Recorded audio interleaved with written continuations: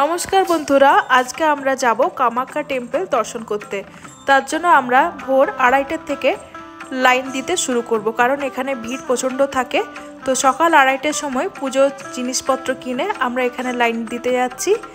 এখানে এই পুলিশ যারা আছেন তারা এখানে বলে দিলেন যে এখন থেকে লাইন দিতে হবে, তাহলে আমরা সকাল সকাল দর্শন পেয়ে যাব। আপনারা দেখতেই পাচ্ছেন মোটামুটি ভোর 2:45 বাজে আর লাইন অনেকটাই বেড়ে গেছে। এখানে লোকজন রাত 12টা থেকে লাইন দিতে স্টার্ট করেছে। আর এই যে সামনের যে গেটটা রয়েছে, এর সামনে যে পুজোর গেটটা রয়েছে মন্দিরের, এটা খুলবে সকাল ভোর 5:30টার সময়।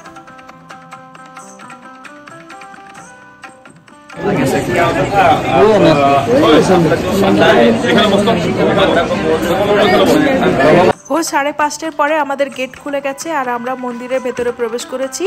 কিন্তু লাইনে এখনও আমরা দাঁড়িয়ে আছি, কারণ এখন মন্দিরে গেট খুলতে টাইম লাগবে আর দর্শন করতে করতে মোটামুটি 6:30 থেকে 7টা বেজে যাবে।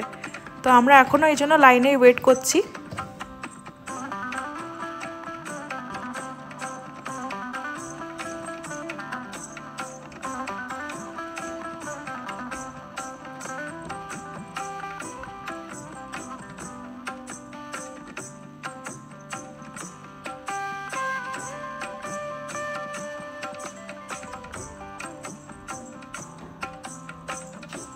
মন্দিরের চত্বরের চারপাশে ঘুরে দেখলাম। এই যে আপনারা দেখছেন এখানে মায়ের মূর্তির নিচে পয়সা দেওয়া হচ্ছে, তো আমরা ওইখানে চলে এসেছি পুজো করতে।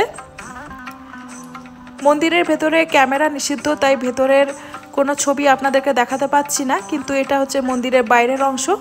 পুজো দেবার পরে আমি মন্দিরের অন্যান্য অংশগুলো ভ্রমণ করে নিলাম।